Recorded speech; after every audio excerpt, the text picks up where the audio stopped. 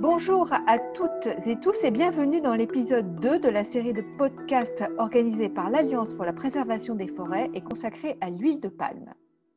Aujourd'hui, nous allons parler de consommation et de labels et je me fais un plaisir de présenter les 3 intervenants qui vont débattre de ce sujet. Laure Dastorg, directrice générale de l'Alliance pour la préservation des forêts, Ethel Higonnet, activiste environnementale ayant travaillé pour les ONG Mighty Earth et Greenpeace, et Olivier Tichit, directeur des chaînes d'approvisionnement durable de Moussin-Masse, un groupe spécialisé dans la production et la transformation d'huile de palme durable. Avec 62 millions de tonnes par an, la production d'huile de palme a connu une progression fulgurante depuis les années 70. Elle a globalement augmenté d'environ 3% par an, soit 3 fois plus que la croissance démographique. L'huile de palme est partout, aussi bien dans nos aliments et produits cosmétiques que dans le réservoir de nos voitures, et c'est même son principal usage en Europe, où elle est incorporée dans le biodiesel. Aujourd'hui, nous nous intéresserons uniquement aux usages alimentaires. Comment les industriels de l'agroalimentaire qui achètent de l'huile de palme brute, aussi bien que les consommateurs qui achètent des produits transformés contenant de l'huile de palme, peuvent-ils s'assurer que cette huile provient de cultures durables qui ne participent pas à la déforestation? Laure Dastorg, je me tourne vers vous en premier. Bonjour. Votre alliance défend la certification RSPO. De quoi s'agit-il et que garantit-elle? L'Alliance pour la préservation des forêts, c'est un collectif d'entreprises engagées pour des matières premières durables, traçables et plus respectueuses de l'environnement. Donc aujourd'hui, l'ensemble de nos entreprises utilisent de l'huile de palme durable dans leurs produits. Et cette huile de palme donc, a été certifiée par un organisme qui s'appelle RSPO, donc Table ronde pour une huile de palme durable, qui a été créée donc, il y a à peu près 20 ans par une ONG, le WWF, et par l'un de nos membres fondateurs, Unilever. Et cette huile de palme certifiée durable, elle permet de garantir notamment une production encadrée et plus respectueuse de l'environnement. Elle permet notamment de garantir la préservation des forêts primaires et le respect des droits humains. Et donc, on appelle toutes les entreprises aujourd'hui qui s'approvisionnent en huile de palme durable à utiliser donc le niveau ségrégé qui permet justement une traçabilité jusqu'aux plantations. Olivier Tichit, bonjour. Laure Dastorg vient d'évoquer le fait qu'il y avait un niveau ségrégué qui était le meilleur. Est-ce que vous pourriez nous dire en 2 mots quels sont les autres niveaux? Bonjour. De fait, il y a 3 niveaux. Alors, il y a ségrégé. Ségrégé, c'est très simple, c'est-à-dire que l'huile n'est jamais mélangée avec une autre huile. Donc, l'huile certifiée n'est pas mélangée.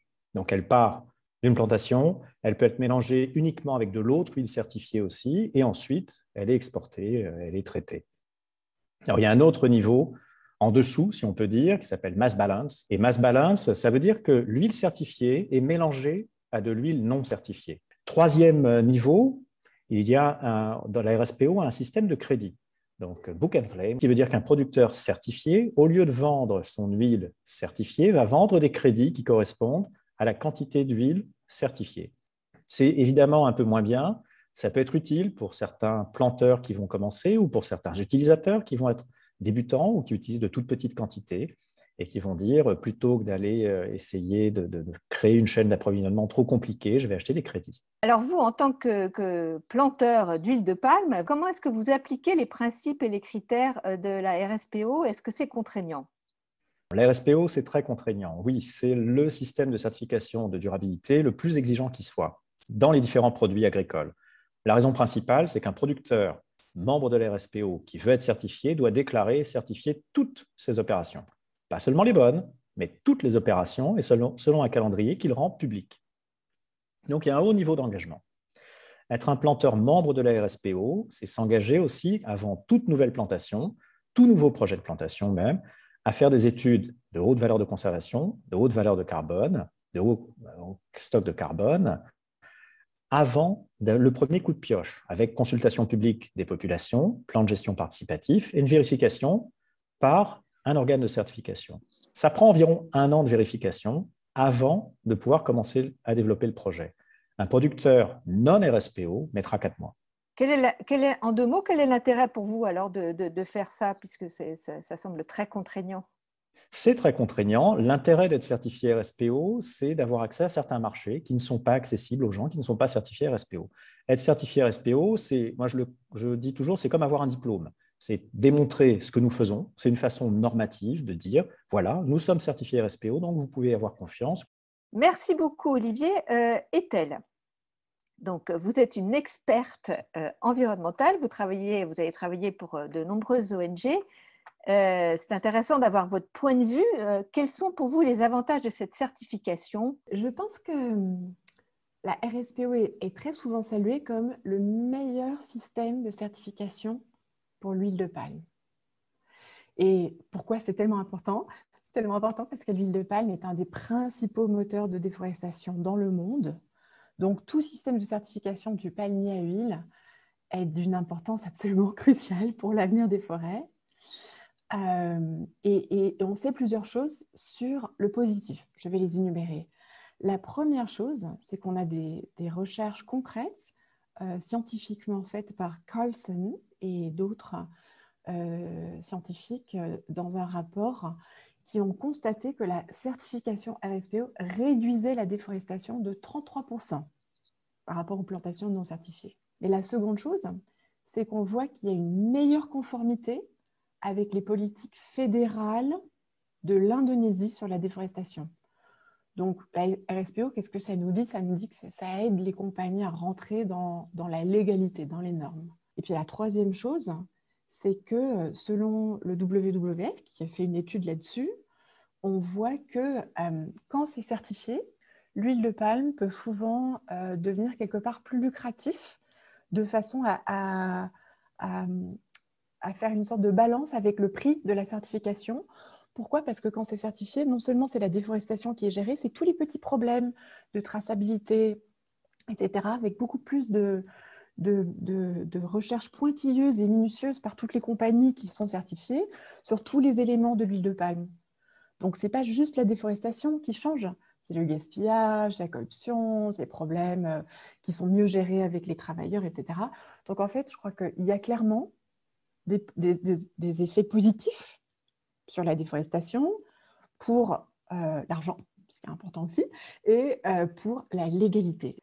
Très bien. Donc, oui, effectivement, il y a des points positifs. Parce que c'est quand même une certification qui a été pas mal critiquée. Je crois qu'elle s'est améliorée. Est-ce que vous pouvez faire un petit panorama des points d'amélioration aujourd'hui? Je vais énumérer 2 critiques qui sont assez connues. La première, c'est faite par une ONG qui s'appelle Environmental Investigation Agency, la EIA, qui a écrit un rapport « Who Watches the Watchmen ?» qui surveille les gardiens. Et ce rapport, qui surveille les gardiens, a identifié de nombreux problèmes dans la RSPO, dont certains sont en train d'être résolus, d'autres moins. Et globalement, ils disent que l'arbitrage des griefs prend trop de temps. Souvent, les auditeurs, parce que pour un processus de certification, bien sûr, il y a des auditeurs, mais pour les auditeurs, souvent, les auditeurs fournissent des évaluations qui sont frauduleuses ou incomplètes ou médiocres. Donc ça, c'est un problème que RSPO sur les niveaux de certification, notamment? Quand on a quelque chose de certifié, que ce soit l'huile de palme, le cacao, le café, en fait, il faut aller surveiller sur le terrain pour veiller à ce que les normes qui sont établies sur papier, où il y a une compagnie qui signe, il faut veiller à ce que ça soit appliqué sur le terrain. Et ça, c'est des auditeurs qui font ça. Maintenant, il y a Greenpeace aussi, qui a fait une critique qui est plus, je dirais, plus dure, dans un rapport tout récent, qui vient de sortir cette année, qui s'appelle Certifying Destruction. Pourquoi les entreprises doivent aller au-delà de la RSPO pour arrêter la destruction des forêts. Voilà. Ok, Ethel, merci beaucoup. Donc, je me retourne vers Laure rapidement. Laure, est-ce que toutes ces limites, ces points d'amélioration, qu'est-ce que vous faites? Est-ce que vous travaillez dessus? Est-ce que vous en tenez compte? Alors, la RSPO a été énormément critiquée et c'est pour cela que nos entreprises, donc représentées au sein de l'Alliance pour la préservation des forêts, a souhaité s'engager dans le durcissement des critères de la RSPO. Donc, la dernière révision s'est tenue en 2018. Il faut savoir qu'avant 2018, les forêts primaires étaient protégées, mais les forêts secondaires ne l'étaient pas. Certaines tourbières étaient protégées, mais toutes les tourbières n'étaient pas protégées. Donc, on a souhaité s'engager, nous, dans les travaux de la RSPO pour durcir ces principes et critères. Et depuis 2018, donc, il y a eu un énorme pas en avant et ces principes et critères ont été renforcés. Aujourd'hui, toutes les forêts primaires et secondaires sont protégées. Le système est également beaucoup plus inclusif pour les petits producteurs. Et aujourd'hui, la RSPO est le système de certification le plus exigeant par rapport à toutes les autres filières agricoles. Très bien, merci. Alors, Olivier, je me tourne vers vous. Sur le terrain, comment ça se passe? Est-ce que vous vivez aussi ces limites? Qu'est-ce que vous et puis sur les pistes d'amélioration, est-ce que vous pensez que c'est possible de les mettre en œuvre? Oui, alors le standard de la RSPO est relativement ancien. Il y a eu une première version en 2007, une deuxième version en 2013 et maintenant une nouvelle version en 2018. Chaque version a amené des améliorations. Comment mettre en place? Oui, on peut les mettre en place. L'important après, c'est de savoir comment nous pouvons vérifier, nous pouvons faire vérifier ce que nous avons fait. Donc les audits sont là extrêmement importants et la transparence est là très importante. De la même manière, au début, la RSPO mettait juste une liste en ligne de qui sont les membres et qui est certifié. Aujourd'hui, sur le site de la RSPO, on peut voir où sont les plantations et où sont les plantations certifiées. Donc, il y a de plus en plus de transparence. L'idée est qu'on sait que les audits ne sont pas toujours suffisants pour suivre. Et puis, en plus, il peut se passer des choses entre les audits. Il y a un audit annuel quand on est certifié RSPO. Ils sont de plus en plus longs. Il y a de plus en plus de monde qui vient pour faire les audits, mais il y a un besoin de transparence, je pense. Ce que nous disons, nous, souvent, c'est qu'on n'a rien à cacher. Aujourd'hui, la RSPO elle-même suit avec de l'imagerie satellite quasi en temps réel pour voir s'il y a de la déforestation dans les zones certifiées, s'il y a des feux, par exemple, dans les zones certifiées. Ça, c'est ce qu'on peut faire de l'extérieur. Nous, on nous demande de plus en plus de renforcer nos systèmes et d'être de plus en plus transparents. Désolé d'insister sur ce point-là, mais je crois que c'est le plus important. Extrêmement transparent sur ce que nous faisons et sur ce qui se passe dans nos plantations certifiées. D'accord, mais alors, pour que ça soit bien clair, qui contrôle votre transparence? Alors, plusieurs personnes, plusieurs types de personnes. Premièrement, quand on est certifié, chaque année, il y a un audit.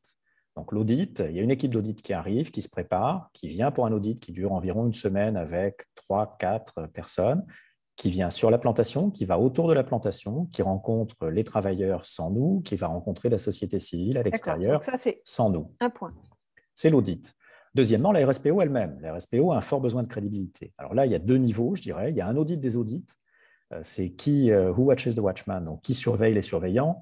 Eh bien, la RSPO a pris les services d'un système d'accréditation et les accréditeurs vérifient les certificateurs. Et la RSPO elle-même, comme je dis, a toutes nos cartes. Donc, elle sait où sont toutes nos plantations. Et en temps réel, elle suit pour voir si les zones que nous avons dit être protégées sont bien protégées et ne sont pas dégradées.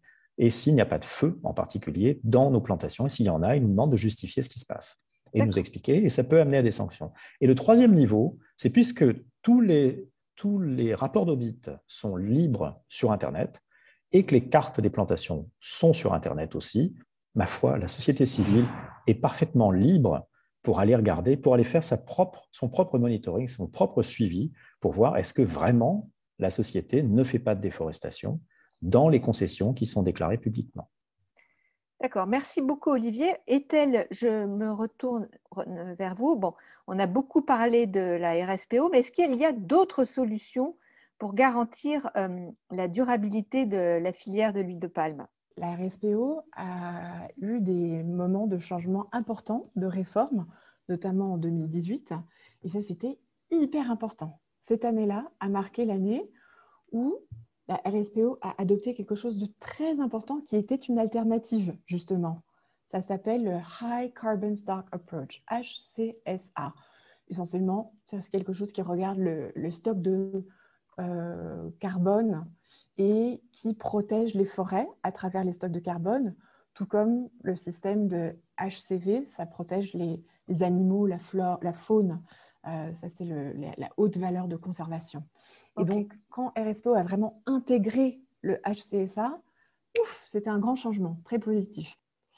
Et aussi, il y a des choses qui sont donc un peu en dehors, toujours, qui devraient être considérées peut-être. Il faut savoir que seulement 19% de l'huile de palme du monde est certifiée RSPO. mais jusqu'à 80% de l'huile de palme est couverte par des commitments, des déclarations des compagnies qui disent no peat, no deforestation, no exploitation. Pas de destruction de tourbières, pas de déforestation et pas d'exploitation ni des travailleurs, ni des communautés, ni des peuples autochtones qui dépendent des forêts. Et donc, ça, ce truc de NPDE, c'était incroyable. Hein. Ça, dans la décennie passée, c'est passé de rien à 80% de l'huile de palme. Et ça, c'était très important parce que quand les compagnies déclarent ça, ils commencent toute une chaîne de travail avec des moratoires sur la déforestation, des moratoires où ils n'avancent plus du tout dans les tourbières. Donc, il n'y a pas d'auditeurs. C'est la chose que je disais avant, où Olivier aussi en parlait. Les auditeurs viennent chez vous, ils passent une semaine, ils regardent tout. NPDE, c'est plutôt un système de pensée, un système d'approche à l'huile de palme, mais sans certification derrière. Donc, en fait, c'est pour ça aussi que je disais, il ne faut pas considérer ça comme l'un ou l'autre. Il ne faut pas dire on va mettre la RSPO à la poubelle parce que NPDE est plus grand et plus ambitieux. Non. Olivier, qu'est-ce que vous pouvez dire sur cette comparaison des garanties, si je puis dire? Alors, c'est exact. NDPE, c'est un engagement. Donc après, ça va être aux sociétés de démontrer leur engagement sans être certifiées. Donc c'est un peu plus compliqué. C'est aussi notre travail à nous de voir avec nos pairs ou avec nos fournisseurs, parfois aussi, s'ils ne veulent pas être certifiés, s'ils ne peuvent pas être certifiés, comment nous allons vérifier leurs engagements. Il y a beaucoup d'outils pour faire ça. Et les outils ont été développés petit à petit. On a parlé là de HISA, on a parlé de HIV, on parle de systèmes pour consulter les populations, on parle de systèmes d'audit qui n'existaient pas avant et qui ont dû être développés. On a une façon de regarder aussi la dette passée en déforestation des sociétés. C'est comme la course à l'espace. Est-ce qu'on pourrait penser que tout le monde aille dans l'espace justement et que ces 20% deviennent 100%? Est-ce que ça serait possible? Ça serait un rêve. Alors, le but même de la RSPO, c'est d'arriver à 50,1% de la production mondiale. Pourquoi 50,1%? Pour dire qu'il y a plus de production qui est certifiée que de production qui n'est pas certifiée. Est-ce qu'on va les atteindre? Il faut espérer. La RSPO, en 15 ans à peu près de certification, est arrivée à 20%, ce qui est incroyable par rapport aux autres produits agricoles. Aux autres filières, oui. Oui, aux autres filières. Donc, c'est déjà très, très, très bien. La valeur, ce n'est pas forcément d'arriver à 100%. Aller dans la Lune ou aller dans l'espace, ce n'est pas pour tout le monde. Mais en revanche, la valeur, l'exemplarité et le développement de ces outils innovants, de manière constante, par la RSPO, c'est ce qui entraîne une bonne partie de la filière. S'il n'y avait pas la RSPO, je ne sais pas si la filière serait allée aussi vite et si surtout des outils comme le HCSA auraient pu être développés. Donc, il y a une valeur d'exemplarité.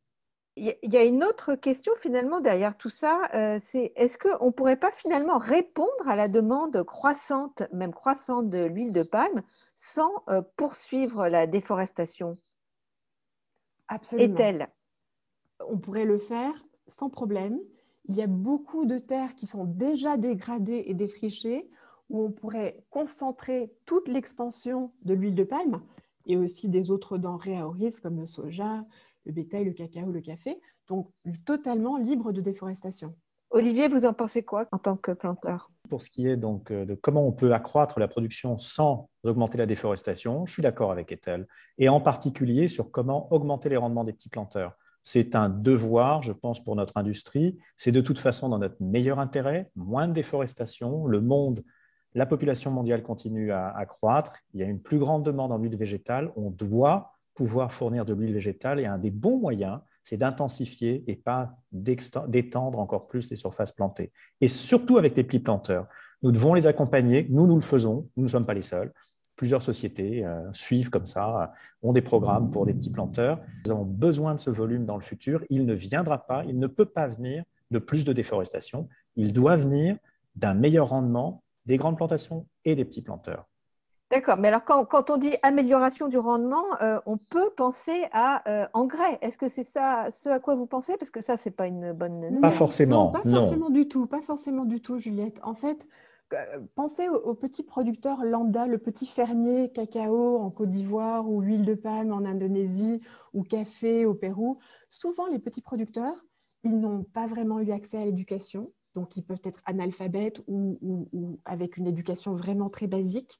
Ils peuvent être très, très pauvres. Souvent, les prix mondiaux de toutes ces denrées à haut risque sont très bas. Et sans argent, sans éducation, souvent, ils ne peuvent même pas accéder au système bancaire qui discrimine contre eux. Et donc, si moi, je suis un petit fermier et je ne sais pas vraiment lire et écrire, je ne peux pas obtenir un prêt d'une banque et je n'ai pas vraiment d'argent, je ne peux pas investir dans une amélioration sérieuse de ma ferme. D'accord, donc c'est juste améliorer les techniques culturales, mais ce n'est pas mettre du protoxyde d'azote. Exactement. On peut améliorer le rendement de façon écologique, naturelle, en aidant les petits planteurs qui n'ont pas accès à l'éducation, qui n'ont pas accès aux prêts. Ce qui est très important, c'est une meilleure éducation des paysans, faire de meilleurs paysans des paysans actuels. Ils se sont lancés parfois, alors moi je vois plutôt le palmier, mais aussi le café avant. Ils se sont lancés là-dedans. Pourquoi? Parce qu'ils avaient espoir que ça leur permettrait, ça leur donnerait un meilleur futur pour eux, pour leur famille. Ça le fait souvent, mais ça peut être encore meilleur. Le plus important, souvent dans notre filière, c'est l'accès aux semences, c'est l'accès au matériel végétal. Ça, c'est quelque chose, nous devons avoir une révolution à ce niveau-là.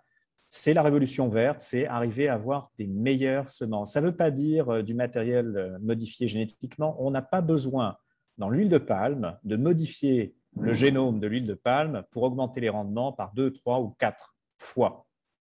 On a besoin de paysans qui connaissent mieux la culture et qui aient un bon matériel végétal contrôlé qu'ils vont planter pour 25 ans et qui va leur donner des meilleurs rendements tout au long de la vie de leur palmier. C'est ça ce dont on a besoin. Et je peux parler de tout au long de la vie du palmier, quelque chose qui peut paraître un peu farfelu, mais je crois que vous allez voir que les ONG et les compagnies sont alignées là-dessus, parce qu'Olivier va me soutenir, c'est que souvent les pratiques agroécologiques et agroforestières améliorent la fertilité des sols. Quand on met une diversité de plantes... Ça veut dire une alternance. Il ne faut pas que ce soit de l'huile de palme tous les ans. Non, on peut mettre des plantes ensemble. C'est des systèmes agroforestiers. Et plus la biodiversité augmente dans une plantation, plus la fertilité des sols augmente. Et là, ce qu'on est en train de faire, c'est aider le rendement des petits planteurs au long terme. Parce que la fertilité des sols, c'est aussi une façon d'augmenter les rendements et de façon totalement écologique et naturelle qui aide la biodiversité en dessous des sols, donc invisibles. Ce n'est pas des faunes charismatiques, des mégafaunes, c'est pas des... Mais ça, c'est quelque chose qui peut aider au long terme. Alors là, on vient de parler de la certification RSPO et de diverses garanties ou d'engagements des producteurs, mais si on se met à la place du consommateur qui est dans le magasin et qui veut acheter son produit, comment est-ce qu'il peut s'assurer que le produit contient de l'huile de palme durable? Quelles sont les garanties pour lui de son point de vue?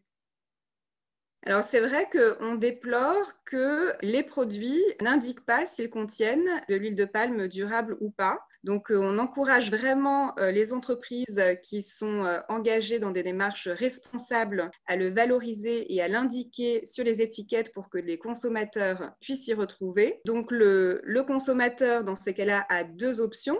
Soit aller s'informer sur le site internet de la marque, ou alors, tout récemment, la RSPO vient de lancer une application qui s'appelle ScanUp et qui vous permet de scanner vos produits et savoir s'ils contiennent ou pas de l'huile de palme durable. Et alors justement, est-ce que le consommateur peut avoir un rôle en achetant ou en n'achetant pas? Enfin, justement, est-ce qu'il a un poids? Est-ce qu'il peut faire bascule? Clairement, le consommateur a un rôle à jouer dans ses actes d'achat pour soutenir la filière de l'huile de palme durable. Et justement, l'ensemble de la communauté scientifique et des ONG s'accordent à dire que le boycott n'est pas la solution et qu'au contraire, il faut soutenir les filières responsables et notamment la filière durable de l'huile de palme. D'accord. Merci beaucoup. Alors, pour conclure, moi, j'ai une question qui est en arrière-plan toujours un peu. On sait que le rendement de l'huile de palme est 7 à 10 fois supérieur aux autres huiles, donc et qu'il est très difficile de la remplacer. En tout cas, si on le fait, ça a encore plus d'emprise sur le sol et donc sur la biodiversité. Mais est-ce qu'un des leviers, ça serait peut-être de moins l'utiliser? Est-ce que c'est possible tout simplement, est-elle? Je vais dire que souvent les gens qui sont des consommateurs lambda, Monsieur Dupont, Madame Dupont, ne se rendent pas compte qu'en fait, ils ont tellement de pouvoir et tellement de potentiel. Et que chaque fois qu'ils achètent quelque chose, en fait, c'est une façon de voter avec leurs euros. Et donc, évidemment, acheter des choses qui ont été faites par des compagnies les plus responsables, qui ont des produits libres de déforestation, qui ont des produits qui ont payé les fermiers, les agriculteurs un salaire digne, que ces agriculteurs soient des petits producteurs de cacao en Côte d'Ivoire ou des petits planteurs de huile de palme en Indonésie. C'est hyper important parce que c'est une façon d'être solidaire à travers l'achat. C'est une façon de voter avec ses euros pour un monde meilleur, pour une agriculture meilleure. Ethel, merci beaucoup. C'était très beau. Olivier, la production et donc la consommation d'huile de palme est exponentielle. Est-ce qu'il ne faudrait pas aussi, tout en soutenant la filière durable, se dire que ça serait peut-être une bonne idée de moins consommer de produits transformés? Alors, moins consommer, ça peut être une façon d'essayer de gérer les problèmes de développement, de surdéveloppement de certaines cultures, oui. Mieux consommer, je crois que là-dessus, Ethel et moi, nous sommes plutôt bien en phase. Mieux consommer, oui. Mieux savoir ce qu'on consomme et demander. Effectivement, voter avec ses euros, oui. Mais surtout demander, essayer de savoir qu'y a-t-il dans ce que je mange. Donc oui, et à ce moment-là, soutenir les filières qui sont certifiées durables. Pourquoi? Pour un producteur, ce n'est pas souvent la prime le plus important. Le plus important, c'est de savoir pourquoi il fait ce qu'il fait. Un petit producteur qui sait qu'à l'autre bout du monde, le consommateur s'intéresse à comment il a produit, il y a un effet de reconnaissance, c'est extrêmement motivant et tout le monde est beaucoup plus motivé par ça et est prêt à faire des sacrifices, s'il le faut, parce qu'il y a un but dans le travail qui est fourni.